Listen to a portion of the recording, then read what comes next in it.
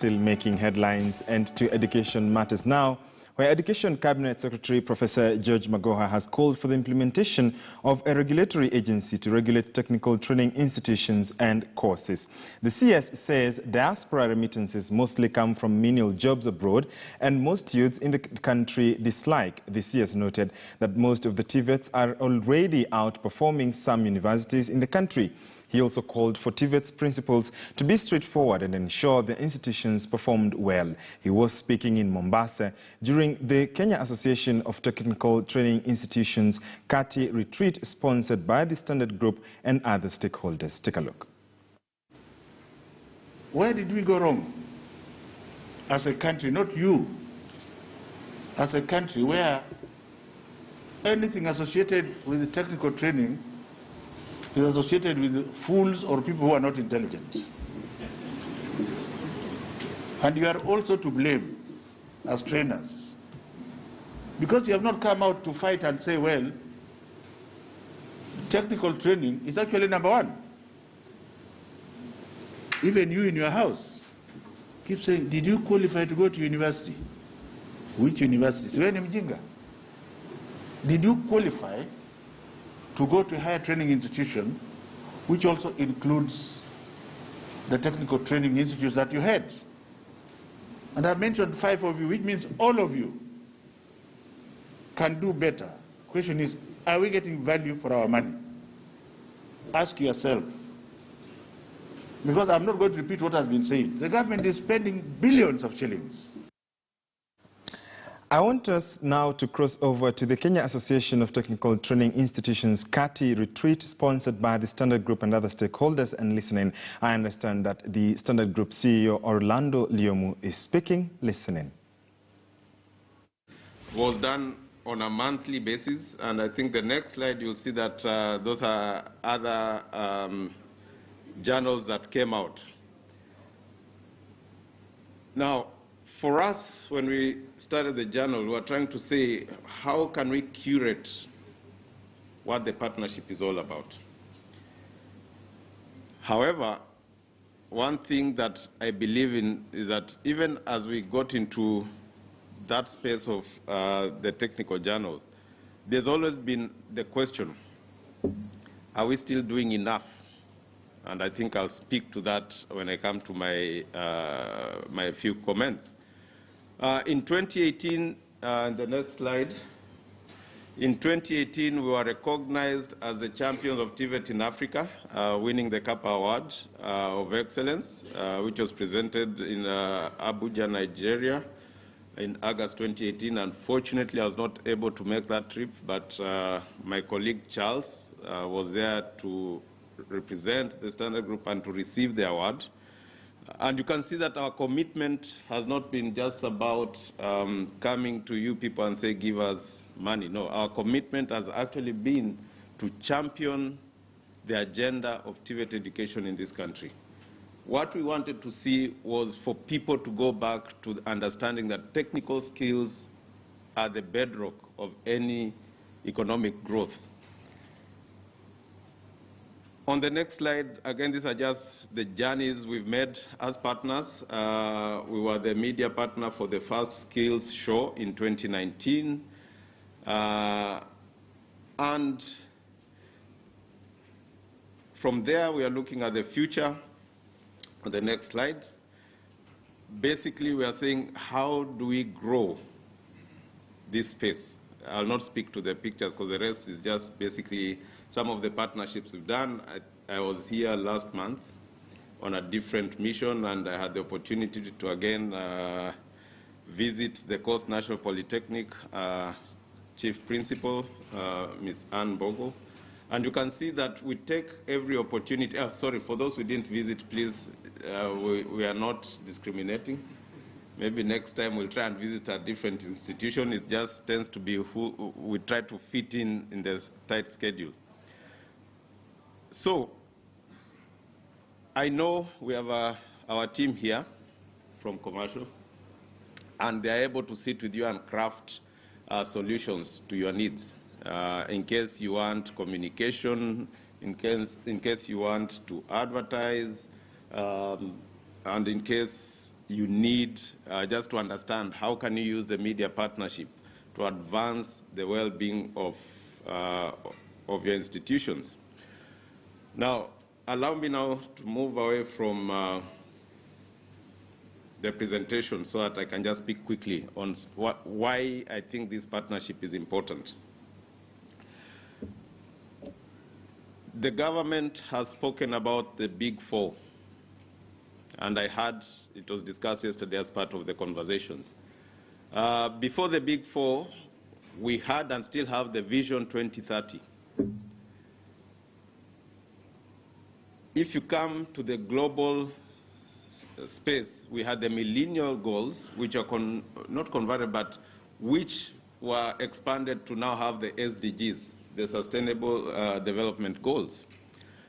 When you go into these spaces, and remember when at the global stage you're talking about SDGs, at the country level we are talking about Vision 2030 and Big Four agenda, you start asking yourself, how shall we move to those spaces?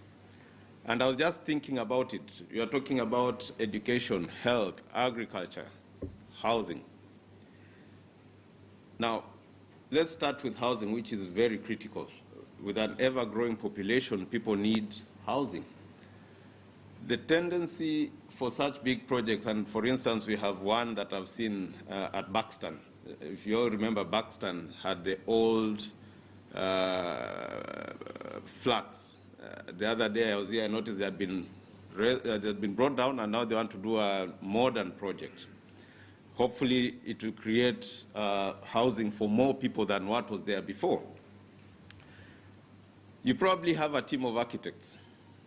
Maybe it's one firm, maybe about 10 architects, because big projects require different skill sets.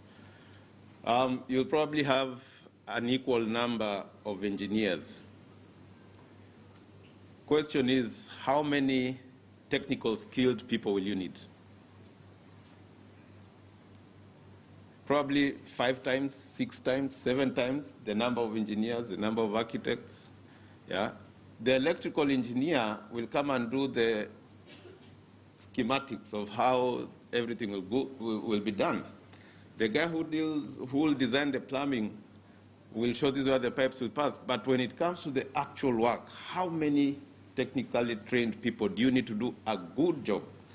And I think we can't achieve Vision 2030, we can't achieve the Big Four agenda if we are not generating the kind of skill sets that are required to produce good work. Most of you will admit that there was a period around us you couldn't get a good electrician. There was a period around us you couldn't get a good plumber. Yes, you'd get a plumber, but I'm really stressing good, because half the time the job would have to be repeated. And then you start understanding why we lost so much talent in the years we focused on university education. In WhatsApp groups that I belong in, it's not unusual to see somebody saying, who knows of a good electrician? Please refer one. Who knows of a good plumber? Please refer one. Why are so many people seeking these skills, yet there are gaps in terms of where they are? And when you look at that, then you understand when we gather in a place like this, I don't think it's just to pass time or just to make it another annual gathering. No, we could actually participate in ensuring that this country becomes one of the best in terms of providing technical skills. For me, I believe that there has to be strong linkages in the training and where industries are going. We should not just provide training to students for the sake of certification. Are we looking at where the future is headed? Are we trying, and this maybe goes mainly to the curriculum developers, because this being an organized space, institutions can't just come up with their own things. But in terms of curriculum development, are we looking to ensure that what is being taught today will be relevant for the next 10, 15 years? I'll give you an example. In my gap year after high school, and during our days, you had to wait about 2 years to go to university. And you didn't know what you were going to do in university. So you hoped that you'd get what you wanted. And again, in that space of being told, you can do medicine, I refused. I said, okay, do engineering. And so I selected engineering for my parents. And so my mother, who was very wise, I believe, said, if you're going to go for engineering, you need to do something as you wait. So I was shipped to what is now the Coast National Kenya? That name I've struggled with it. Kenya Coast National Polytechnic, what used to be MTTI, Mombasa Technical Training Institute. And for 1 year, I did architectural draftsmanship. Until, of course, the university admission came out and I was told you're going to do commerce. And so my direction had to change. But not to lose the train of thought. When we were being taught architectural draftsmanship then, we used to use pencils of all hardness, 2H, 3H, H. Some of you don't know those things, HB and whatever means something. Yeah? They actually indicate the softness or hardness of the pencil. So there are some you need very hard and very sharp, so that you have very thin lines, and there are some you need bold. So you'll be told by all these types of pencil. Then, of course, we would walk with a bag with rolled white paper and what we call tracing paper, because that was mandatory. Then you had something called a T-square. So you can imagine, you just see all these young boys and girls with big T-squares popping out of their bags, rolled pieces of paper. That was about many years ago. Let me not say how many, but very many years ago. Today, you have AutoCAD. So my draftsmanship is only as good as reading what has been generated. If you told me to use AutoCAD to generate a drawing, I can't. But if you gave me a T-square and a piece of paper, I could make an attempt. My point is, we need to start preparing the training to support the future. Where is industry going? What is happening? Is our curriculum keeping up with future development?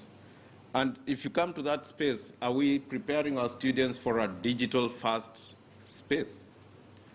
It is a reality that a lot of us ignore, but it is here with us to stay. The digital revolution is changing a lot of what is happening. Are we preparing our students to fit in that space?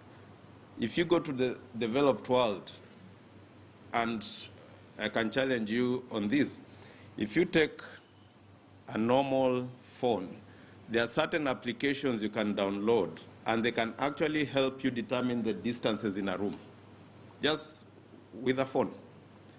You don't need a tape measure, you don't need all these things. People are actually thinking that ahead, that I come to this room and all I need to do is stand in one corner and the application can help me define the distances. Because sometimes when you want to compute the plinth area and all those things. So we have to prepare our students for the future. As a media house, why do we insist on this partnership? I believe that the journey we started with, at a point where student enrollments were very low, at a point where all institutions were struggling to attract students. And that's where we came in the initial stages. We provide advertising platforms. So you're able to advertise and hopefully got students. The partnership has been so successful that most of you don't need us anymore. You don't need to advertise. And I don't think it's in a bad way. Most of the institutions actually have over-enrollment, and you have waiting lists. Isn't that true? Yeah? So a lot of them, when we visit, they tell us, no, we've taken 7,000 students, and we have another 2,000 or 3,000 on the waiting list. Of course, for us, it means when you are at that stage, you don't need us in the sense of, not that you no longer care for a partnership, but that need that we started with has been fulfilled. So how do we go forward?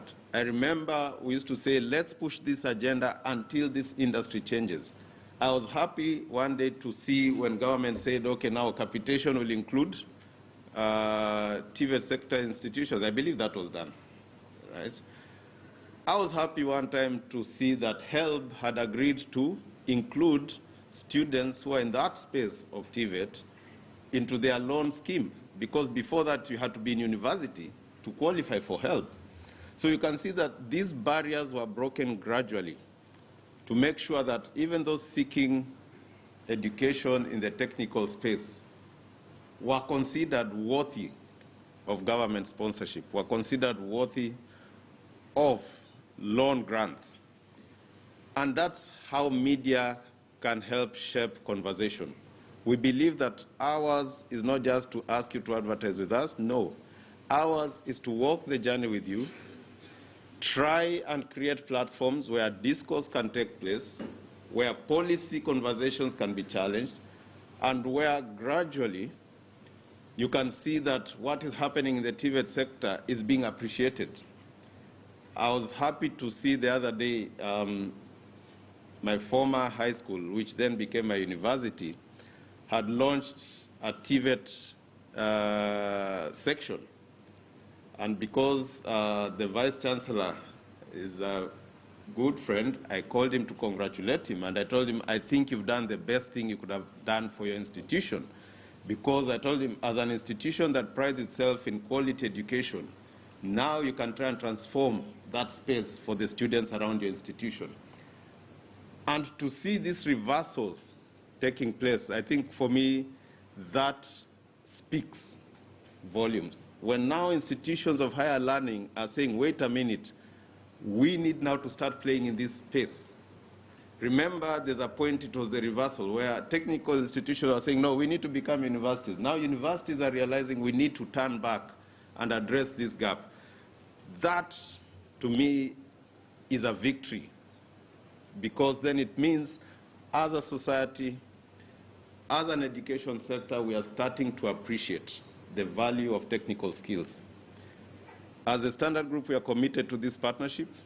We believe it will do more good for this country if we continue advocating and articulating the issues in the TVET sector. I know today is specifically around CATI, but we try to look at the whole space, so don't think I didn't want to create the difference. I believe that CATI, whether it is CATI, whether it is TVETA, all of us are one big family, and we are committed to ensuring that going forward, as a media organization, we will dedicate more of our time, more of our resources to bring out the stories. I want us to ensure that you guys demystify the education that you offer. I think the biggest challenge is people don't understand what you offer. Sometimes people think if I go for a technical education, I'll be considered less than the person who got a degree. But today, I know many people who have degrees and are at home jobless, sending applications, and I know many people who have technical training and they're self-employed. My electrician is on speed dial. All I need to do is have a problem, I call him. He'll come to my house because he knows the way. He'll look at the problem, he'll go shop, he'll come fix, and I'll pay him. And for that convenience, he might probably charge me twice what he would charge somebody else who's close by. And these are the opportunities, and that's why I'm saying we need to demystify this space so that the students see opportunities. So allow me to stop there, and I really appreciate being invited to speak today. This is a commitment that we are taking this partnership seriously, and all the best as you continue. I know it's a long week ahead, so I hope the deliberations will be those that can really change this space. So thank you very much.